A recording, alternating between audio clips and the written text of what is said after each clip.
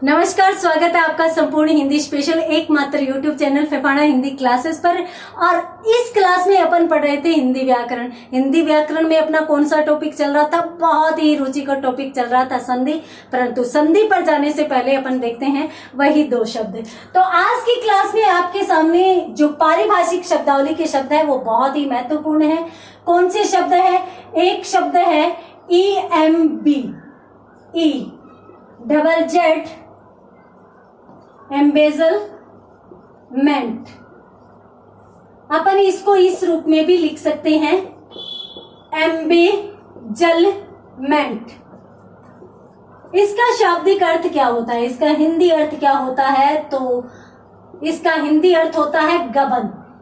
अब गबन किसे कहते हैं? अपन कहते हैं ना कि भाई सरकारी टेंडर इतने का छूटा था, इतने पैसे का रिकॉर्ड था या इतने पैसे मिले थे, परंतु इतने पैसे तो विकास काम में खर्च हुए और इतने पैसे बीच में ही गबन कर लिए गए। अर्थात खा जाना बीच में या समाप्त कर देना या खा जाना, बीच में ही खा जाना, ये क्या कहलाता है? गबन कर जाना कहलाता है कि वो गबन कर गया उसका। तो इसको अपन क्या कहते हैं? एम्बेजलमेंट कहते हैं। और इसी के साथ अगर अपन देखें कि आज की क्लास में दूसरा शब्द कौन सा है, तो दूसरा शब्द आपके सामने है एम्ब्लेम। अब इसको अपन यूं लिख सकते हैं, एम्ब्लेम। इसका हिंदी अर्थ क्या होता है? देखिए, आपने सुना होगा नेशनल एम्ब्लेम। नेशनल एम्ब्लेम का मतलब होता है कि हर एक देश का अपना कोई प्रतीक होता है, अपना कोई चिन्ह होता है, उसे ही अपन क्या कहते हैं? एम्ब्लेम कहते हैं। तो ये थे आज की क्लास में पारिभाषिक शब्दावली के दो शब्द। और अब अपन देखते हैं कौन से शब्द? राजस्थानी भाषा के। तो राजस्थानी भाषा में एक शब्द काम में लिया जाता है, रान। अब रान का अर्थ क्या होता है? रान का अर्थ होता है लगाम। कहते हैं ना कि भी उस पर लगाम कस लीजिए, तो उसे अपन कहते हैं रान। और एक शब्द राजस्थानी भाषा का ही आपके सामने है, कौन सा? अणुति। अब अणुति किसे कहते हैं? देखिए, अनोखी चीज के लिए भी अणुति शब्द काम में लिया जाता है, और जो नई विचित्र चीज होती है उसके लिए भी अणुति काम में लिया जाता है। तो आज की क्लास में आपके सामने जो शब्द है, जल्दी से स्क्रीनशॉट लीजिए, फिर बढ़ते हैं अपन अपनी मेन क्लास की तरफ। तो पहला तो था एम्बेजलमेंट, और जिसका मतलब हुआ गबन। शाब्दिक अर्थ गबन ही आता है, एग्जाम में गबन ही आएगा इसका। और एम्ब्लेम का मतलब होता है प्रतीक या चिन्ह। अणुति का मतलब अनोखी, रान का मतलब लगाम। तो इस प्रकार से ये आज की क्लास के महत्वपूर्ण शब्द हैं। अब अपन बढ़ते हैं अपनी मेन क्लास की तरफ। तो मेन क्लास अपनी किसकी चल रही थी भाई? संधि की चल रही थी। बहुत ही रुचिकर क्लास चल रही थी। और संधि में भी अपन कौन सी संधि पढ़ रहे थे? तो अपन स्वर संधि को पढ़ रहे थे। और स्वर संधि में भी स्वर संधि का कौन सा भेद चल रहा था? स्वर संधि का दूसरा भेद ही अपनों ने शुरू किया था, और वो कौन सा था? गुण स्वर संधि। गुण स्वर संधि। देखिए, गुण स्वर संधि में भी अपनों ने 3 नियम देखे थे। कौन कौन से? एक तो अपनों ने देखा कि भी ए या आ के साथ ई या ई जुड़ जाए तो बनता क्या है? ए बनता है। ये नियम देखा। कैसे? यदि अपन उदाहरण देखें तो एक शब्द है आपके सामने, सत्य जोड़ इंद्र। ठीक है, यहां से स्वर निकालिए, तो यहां से सत्य में से ए निकल गया, और आगे कौन सा है? ई। बचा कौन? नंद्र, जो के त्यों लिख दो। अब अपने सामने ये कंडीशन आ गई, ए जोड़ ई की, तो इधर तो ए अपनी शर्त कंप्लीट, आगे ई अपनी दोनों शर्तें पूरी है। दोनों शर्तें पूरी है तो इन दोनों को मिलाकर क्या बना लो? ए बना लो। बना लिया।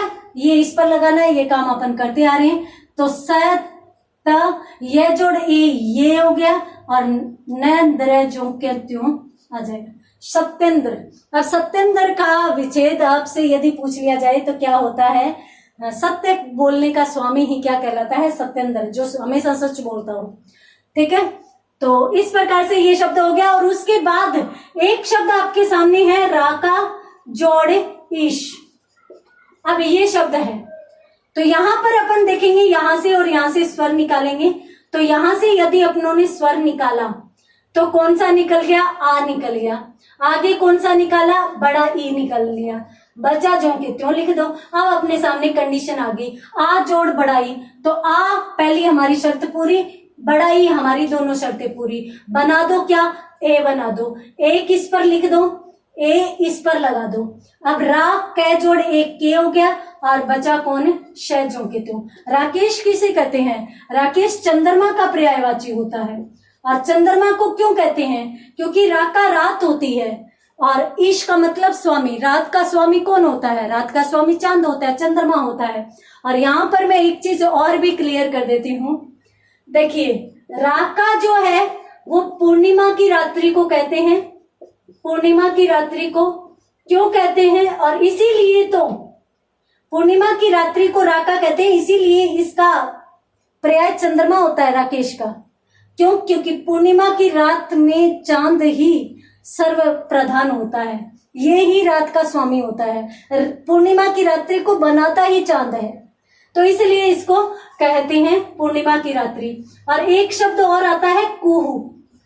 ये कुहू क्या होती है? अमावस्या की रात्रि को कुहू कहते हैं, अमावस्या की रात्रि को। तो वाक्यांश, वाक्य के लिए एक शब्द यदि आ जाए तो वहां पर क्या होगा? पूर्णिमा की रात्रि राका, अमावस्या की रात्रि कुहू।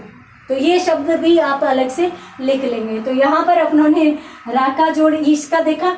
एक शब्द अपन और देख लेते हैं। आपके सामने एक शब्द है गण जोड़ ईश। यहां से स्वर निकालिए। यहां से स्वर निकाला, कौन सा निकला? ए निकला। आगे कौन है? बड़ा ई। बचा कौन? जो के त्यों लिख दो। आप कंडीशन आ गई ये। तो ए जोड़ बड़ा ई, ए जोड़ बड़ा ई भी हमारी शर्त में है। बनाना क्या है? ए। अब ए किस पर लगा दो? इस पर। तो गै अण जोड़ ए, णे हो गया और बचा श। तो गणेश का पर्यायवाची या सॉरी गणेश का विच्छेद करें तो गण जोड़ ईश, इसका विच्छेद हो जाता है। तो इस प्रकार से जल्दी से स्क्रीनशॉट लीजिए। एक महत्वपूर्ण शब्द और बचता है, वो भी मैं आपको यहाँ पर बता देती हूँ। इससे संबंधित प्रश्न पूछा गया है ये। तो यहाँ पर एक शब्द और बता देती हूँ मैं आपको, जो गुण स्वर संधि का ही उदाहरण है। कौन सा एक शब्द आता है? पूछ लिया गया, कौन सा? गुणाका जोड़ ईश, ये शब्द है। अब यहां से स्वर निकालिए। तो शब्द क्या निकला? स्वर क्या निकला? यहां से तो निकला आ। आगे कौन सा निकला? बड़ा ई। बचा कौन? श। अब ये कंडीशन आ गई, तो आ जोड़ बड़ा ई हमारी शर्त में है, हमें ए बना देना है। अपने को ए इस पर लगा देना है। तो गुड़ा हो गया और अब कै जोड़ एक के हो गया और श। शब्द क्या बना? गुड़ाकेश। अब गुड़ाकेश एक ऐसा शब्द है कि जिसे संधि में भी पूछ लिया जाता है कि भी गुड़ा का जोड़ इसकी संधि क्या होगी या गुड़ाकेश का विच्छेद क्या होगा, इस प्रकार से भी पूछ लिया जाता है। साथ साथ ये अर्थों में भी पूछ लिया जाता है भी गुड़ाकाश कहते किसे हैं, गुड़ाकेश कहते किसे हैं। तो देखिए, गुड़ाका नींद को कहा जाता है और इसका मतलब हम जानते ही हैं स्वामी होता ही है, ईश्वर होता ही है। तो जो नींद का स्वामी है, नींद का स्वामी होने का क्या मतलब होता है?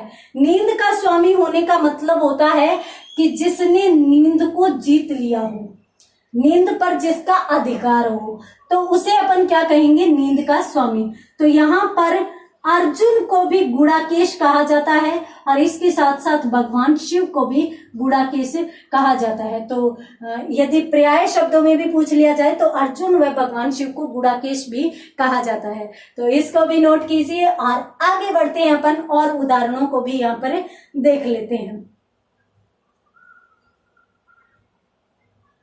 और अपन देखते हैं, देखिए ये तो अपनों ने बात की एक नियम की, ठीक है। इसमें मैंने आपको बताया कि 3 नियम चलते हैं गुण स्वर संधि में भी। ई से मिल लिए आप। अब आपको किससे मिलना है? आपको इससे मिलना है। बनेगा क्या? ओ बनेगा। ठीक है, एक शब्द आपके सामने है महाजोड़ ऊर्जा, ये शब्द है। अब अपने को यहां से स्वर निकालना है से कौन सा निकला, आ निकला, उसके साथ साथ बड़ा ऊ, बचा कौन, रजा। ये लीजिए, आ जोड़ बड़ा ऊ, आ हमारी पहली शर्त पूरी, ऊ दूसरी शर्त, बनेगा क्या, ओ को इस पर लिखा दो, मैं है जोड़ ओ हो गया, रजा, महौरजा शब्द बन गया। क्लियर। उसी के साथ यदि अपन एक शब्द और देखें तो एक शब्द आता है गंगा जोड़ उर्मी, उर्मी, तो यहां पर आ, यहां पर ऊ, तो यहां से स्वर निकालिए, कौन सा निकलेगा, आ निकलेगा, आगे कौन सा, बड़ा ऊ निकलेगा, बचा कौन, रमी। अब कंडीशन आ गई, आ जोड़ बड़ा ऊ, तो आ जोड़ बड़ा ऊ भी हमारी शर्त में है, बनेगा क्या, ओ ही बनेगा। तो ओ किस पर लगाना है, इस पर लगाना है, तो ग जोड़ ओ गो हो गया, और रमी, गंगोरमी। गंगा की लहरों को ही अपन क्या कहते हैं, गंगोरमी कहते हैं। तो यहां पर है वो ये शब्द। एक शब्द और देख लेते हैं, एक शब्द आता है जल जोड़ उर्मी, ये शब्द भी महत्वपूर्ण माना जाता है। यहां से स्वर निकालिए, यहां से निकाला, कौन सा निकला, ए, आगे कौन है, बड़ा ऊ, बचा जो रमी, जो के त्यों लिख दो। अब अपने सामने कंडीशन क्या होगी, ए जोड़ बड़ा ऊ, तो ए जोड़ बड़ा ऊ शर्तें पूरी है, बना दो क्या, ओ बना दो। अब ओ किस में जाएगा, इस पर जाएगा, तो जय ले जोड़ ओ लो, और रमी, रमी, ये शब्द क्या बन जाएगा, जलोर्मी बन जाएगा। तो शायद ये नियम भी आपको बहुत अच्छे से समझ में आ गया होगा उदाहरण सहित। तो इसका भी स्क्रीनशॉट लीजिए। उसके बाद अपन बात करते हैं आगे तीसरे नियम की। तीसरे नियम में भी कौन कौन से शब्द आ सकते हैं।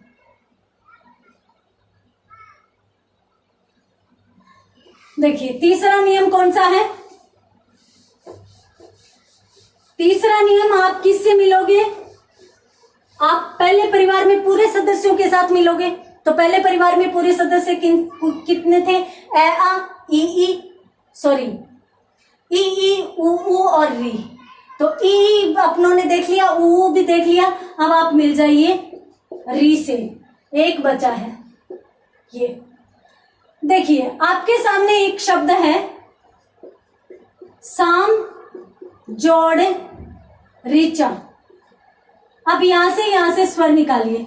तो यहां से निकाला, क्या निकला, ए निकला, आगे कौन है, री, बचा कौन, कोई मतलब नहीं है, अपने को सिर्फ इनसे जरूरत है। और अपन भारतीय है, अपन उसी से मतलब रखते हैं जिससे जरूरत हो। ठीक है, तो ए जोड़ री। अब ए के साथ री बनेगा क्या, नियम कहता है अर बनेगा। ये कल की क्लास में अपन देख चुके हैं। तो ये इस पर, ये इस पर, ये किया था। तो शाम मैं जोड़ ए पूरा में, और ये उस पर चला जाएगा, सामरचा। साम एक वेद होता है, सामवेद कहते हैं अपन, सामवेद। और सामवेद की ऋचाओं को ही क्या कहा जाता है, सामरचा कहा जाता है। ये प्रश्न आ चुका है। ठीक है, इसी के साथ मान लीजिए कि एक शब्द है देव जोड़ ऋषभ, ये शब्द है। अब यहां से स्वर निकालिए। तो वैसे स्वर निकला, कौन सा निकल गया, ए। यहां पर कौन, री, बचा जो के त्यों लिख दो। कंडीशन आ गई ये, ए जोड़ री आ गया। अब अपने को क्या करना है, ए जोड़ री जब हमारी शर्त कंप्लीट है तो इसका क्या बनाना है, अर बनाना है। तो अपन यहां पर अर बना देंगे, ये इस पर, ये इस पर। ठीक है, तुरंत ठीक बाद वाले पर आएगा। तो दे, वह जोड़ है वह, और श के ऊपर रह चला गया, बचा कौन, भय।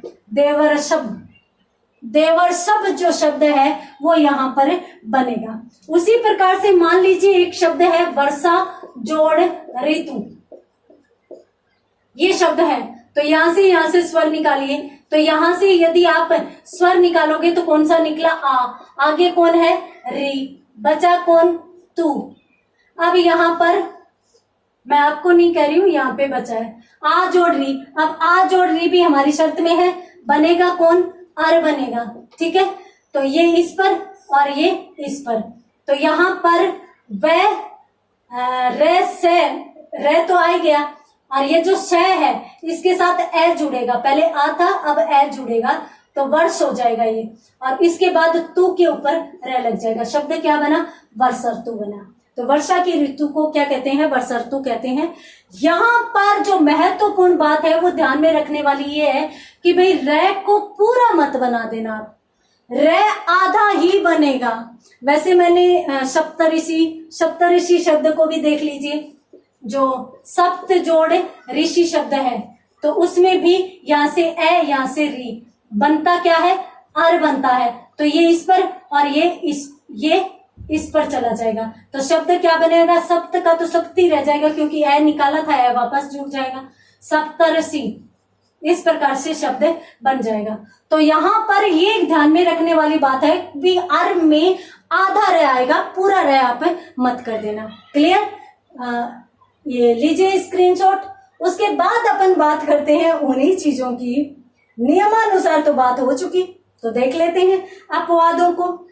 अपवाद कौन कौन से हो सकते हैं गुण स्वर संधि के, तो देखिए अपवादों की यदि अपन बात करें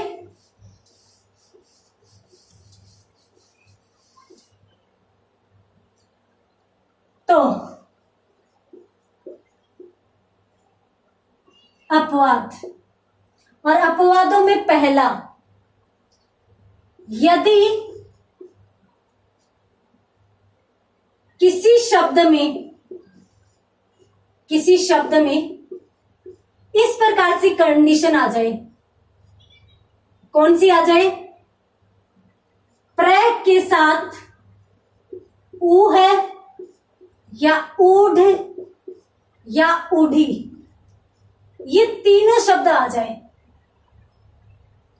तो देखिए पहली बात तो अपन नियमानुसार चलते हैं।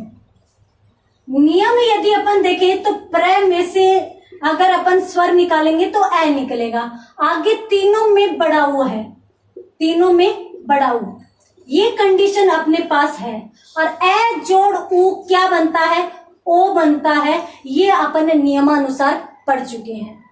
ठीक है, तो फिर अपवाद है तो क्या परिवर्तन होगा, अपवाद है तो परिवर्तन ये होगा कि भाई ये ए जोड़ ऊ ओ ने बनकर औ बनेगा।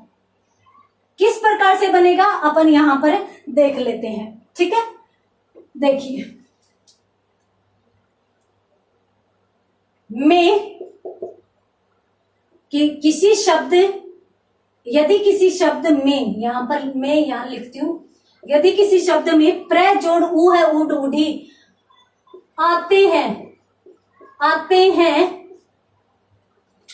तो वहां परिवर्तन वृद्धि संधि के अनुसार होगा, वृद्धि संधि के अनुसार होगा। ये चीजें यहां पर आपको ध्यान रखनी है कि प्र के साथ ऊ है, ऊढ़ ऊढ़ी आ जाए तो परिवर्तन किसके अनुसार होगा, वृद्धि संधि के अनुसार होगा। जैसे मान लीजिए वृद्धि संधि में क्या होता है, देखिए वृद्धि संधि में जब परिवर्तन करते हैं तो आई बनाते हैं और इसके साथ साथ औ बनाते हैं, ये अपन बनाते हैं। चूंकि इसमें भी ए के साथ ऊ मिलाने से औ बनता है, तो इसलिए अपन कह देते हैं कि भाई वृद्धि संधि के अनुसार परिवर्तन होगा। अब इसको अपन देखते हैं, पहले अपन इन दोनों को मिलाते हैं। तो यहां से स्वर निकालिए, ए निकला, बाकी इधर से निकाला, बड़ा ऊ निकला, बचा है जो के त्यों लिख दो। अब यदि अपन इस कंडीशन को देखें तो इसमें ए जोड़ ऊ गुण संधि का नियम कहता है कि भाई ओ बनेगा, परंतु यहाँ पर ओ के बजाय अपने को क्या बनाना है, औ बनाना है। ठीक है, औ बना लिया, तो अब इस पर कौन सा स्वर लग जाएगा, औ लग जाएगा। तो प्र के साथ औ लग गया और बाकी कौन बचा है जो कि त्यों लिख दो। अब यहाँ पर ये अपवाद क्यों बना, इसलिए क्योंकि जो प्रो है शब्द है, इस प्रकार का शब्द हिंदी व्याकरण में होता ही नहीं है। प्रऊ है शब्द हिंदी व्याकरण में माना जाता है, और प्रऊ है शब्द को हिंदी व्याकरण में माने जाने के कारण या हिंदी शब्दकोश का शब्द होने के कारण इसे ही माना जाता है। अब ये प्रऊ है क्या होता है, देखिए हाथी के पैर को कहते हैं, हाथी का पैर प्रऊ है कहलाता है। इसके साथ साथ तर्क जो होता है, तार्किक जो होता है, वो उसको भी अपन प्रऊ कहते हैं। यानी ये तो एक सार्थक शब्द है, इसलिए अपनों ने बना लिया, और ये कोई शब्द नहीं है, तो इसलिए इनको अपने को छोड़ना पड़ा और इस नियम को किस में ले जाना पड़ा, अपवादों में ले जाना पड़ा। ठीक है, तो उसी प्रकार से अपन इन शब्दों को भी देख लेते हैं। कौन से शब्दों को? इनको भी। अब प्र के साथ ऊड जोड़ते हैं। ठीक है, प्र के साथ ऊड को यदि जोड़े तो यहाँ पर एस स्वर निकल गया, और इसके साथ बड़ा ऊ है, बचा कौन? ढ, जो कि त्यों लिख दिया। अब कंडीशन क्या आ गई? वो की वो कंडीशन, तो भी अपने को ओ के बजाय क्या बनाना है? बजाय औ बनाना है, और औ किस पर लगा देंगे? इस पर। तो शब्द क्या बन गया? प्राउड। विप्र जोड़ औ प्रऊ हो गया, और ढ बचा प्राउड। प्रौढ़ावस्था को किस प्रकार से लिखते हैं? एक प्रौढ़ व्यक्ति है जो 30 से 40 उम्र का है, उसको अपन इस रूप में लिखते हैं। तो यहां पर भी अपवाद इसलिए बना क्योंकि भाई प्रौढ़ नाम का कोई शब्द हिंदी व्याकरण में, हिंदी शब्दकोश में होता ही नहीं है, तो अपने को मजबूरी वश इस संधि का तो अपवाद। अब इस संधि का अपवाद क्यों कहते हैं?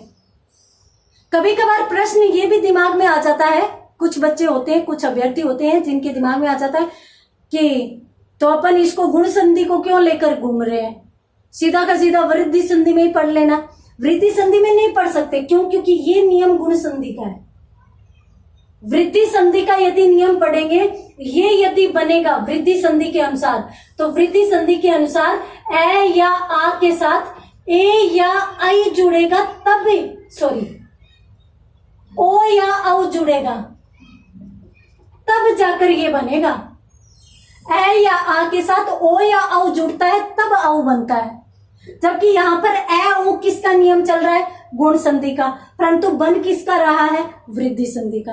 तो इसलिए इसको गुण संधि का अपवाद मान लिया जाता है। इस नियम के अनुसार अपने को ये करना पड़ता है। और उसी प्रकार से ये जो प्र जोड़ ऊढ़ी शब्द है, तो उसी प्रकार से शब्द क्या बन जाता है? प्रौढ़ी बन जाता है, प्रौढ़ी बन जाता है। ठीक है, तो जल्दी से स्क्रीनशॉट लीजिए, फिर मैं आपको एक खास बात और बताने वाली हूं इससे ही संबंधित।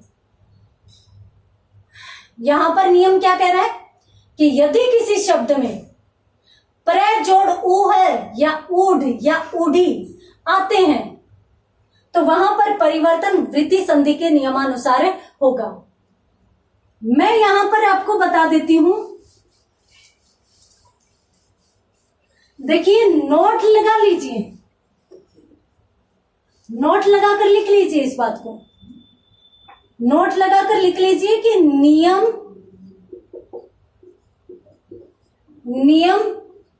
इन्हीं 3 शब्दों का है, या अपन यूं कहें कि नियम के अतिरिक्त अन्य शब्द आने पर गुण संधि के अनुसार ही परिवर्तन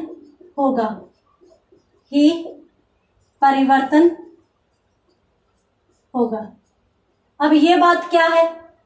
ये बात ये है कि याद कर लीजिए, ऊह, ऊड, ऊढ़ी, इन्हीं 3 शब्दों का नियम है। इनसे बने हुए कोई भी शब्द आ जाए तो भी नियम सिर्फ और सिर्फ गुण संधि का ही चलेगा, फिर अपवाद नहीं माना जाएगा। इसीलिए मैंने स्पेशल ये लिखवाई है। जैसे मान लीजिए कि शब्द इसी प्रकार से आ जाए, प्र जोड़ ऊढ़वान, ये आ जाए, तो आप कहीं पर प्राउडवान करने लग जाओ, नहीं। यहां से स्वर निकालिए, यहां से स्वर निकाला, कौन सा निकला? ए। आगे कौन है? बड़ा ऊ, बचा कौन? ढवान। ये बना ए और ऊ, गुण संधि के नियमानुसार क्या बनते हैं, ओ बनते हैं। तो इस पर क्या लगेगा, ओ लगेगा। तो प्र जोड़ ओ प्रो बन गया ढवान, ये ही शुद्ध माना जाएगा। जो प्रश्न आएगा परीक्षा में वो इस नियम से नहीं आएगा, यहां से आएगा, और यहां आ चुका है, परंतु इस नियम से संबंधित नहीं है। मैं आपको आगे जो नियम करवाऊंगी उसमें आ चुका है। तो इसलिए मैं कहती हूं कि अपन अक्सर इस भ्रांति में रह जाते हैं कि भाई इससे बना शब्द है तो इसी, जिससे अपवादों की तरफ सभी अभ्यर्थी ध्यान देंगे, सब पढ़ लेंगे, परंतु यहां पर पढ़कर छोड़ देंगे, इसको नहीं पढ़ेंगे और फिर एग्जामिनेशन हॉल में यही गलती कर जाएंगे।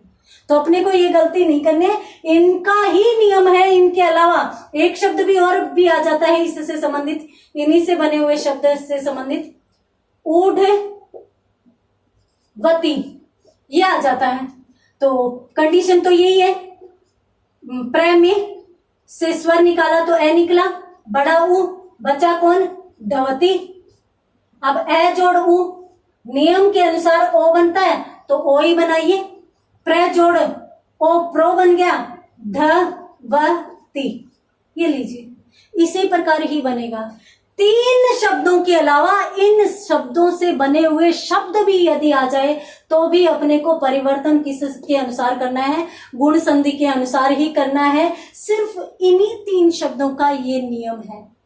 और यहां पर मैं बता रही हूं कि अपवाद खत्म नहीं हुए, यहां पर बस इन्हीं 3 शब्दों की बात हो रही है कि इनसे बने कोई शब्द आ जाए तो गुण संधि ही करनी है। तो स्क्रीनशॉट लीजिए, बढ़ते हैं अपन आगे अगले उदाहरण की तरफ। और अगला अत्यंत महत्वपूर्ण शब्द है, बहुत बार एग्जाम में पूछा जा चुका है, यहां तक कि मैं ये कह सकती हूं कि आरपीएससी में रिजर्व शब्द है।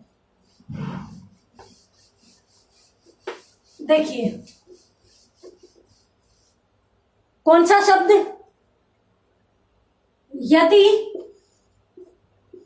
अक्ष जोड़ उहिनी की संधि की जाए तो परिवर्तन वृद्धि संधि के अनुसार होगा, वृद्धि संधि के अनुसार होगा। यानी ये भी क्या है, इसका अपवाद है। किसका, गुण संधि का। अपवाद क्यों है, क्योंकि यहां पर देख लीजिए, यहां पर अपनों ने निकाला क्या, ए, और आगे कौन सा आ गया, बड़ा ऊ आ गया, और बचा कौन, हिन्नी बचा। अब कंडीशन ये आ गई, वो वाली कंडीशन ये आ गई जो गुण संधि की थी। ए आ के साथ ऊ आ जाए तो क्या बनता है, ओ बनता है, परंतु अपने को ओ के बजाय क्या बनाना है, औ बनाना है, क्योंकि अपने को परिवर्तन वृद्धि संधि के नियमानुसार करनी है। तो अपने को औ इसमें जोड़ देना है। तो ए क्षय जोड़ औ क्या हो जाएगा, क्षौ, और शब्द क्या आगे, क्या हिनी का हो जाएगा, हिणी। अब समस्या ये भी आ जाती है कि भाई नए का अणय क्यों हुआ। एक बात याद रखिए, चाहे स्वर संधि हो, चाहे व्यंजन संधि हो, चाहे विसर्ग संधि हो, सब में 2 शब्द तो मिलते ही मिलते हैं। यानी इधर भी होता है एक इधर, और उनमें भी बीच में पहले शब्द के अंत वाले और दूसरे शब्द के प्रारंभिक वर्ण का मेल करके अपन संधि करवाते हैं। तो ये जो शब्द है और ये जो शब्द है, इनमें कहीं भी री आ जाए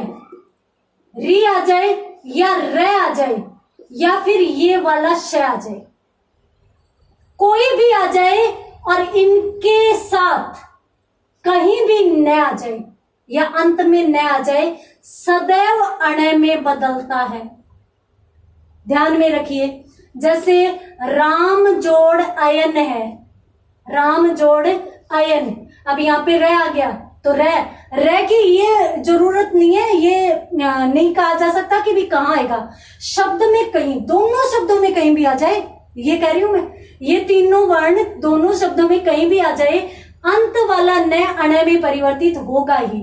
अब यहाँ पर क्या आया है, यहाँ पर क जोड़ श का मेल ही तो क्ष होता है, तो ये श आ गया, और जैसे ही ये श आया तो ये अंत वाला न किस में बदल गया, अण में बदल गया, और शब्द क्या बना, अक्षौहिणी। अक्षौहिणी कहते किसे हैं, देखिए ये एक संख्या होती है जो बहुत बड़ी संख्या होती है, और बहुत बड़ी संख्या में सेना भगवान कृष्ण के पास थी, तो इसलिए भगवान कृष्ण की सेना को अक्षौहिणी सेना कहा जाता है। तो उम्मीद करती हूँ आज की क्लास में जितना पढ़ा आपको बहुत अच्छे से समझ में आया होगा, रुचिकर भी लग रहा होगा। परंतु आज की क्लास अपन यही समाप्त करते हैं, मिलते हैं अगली क्लास में, तब तक के लिए धन्यवाद।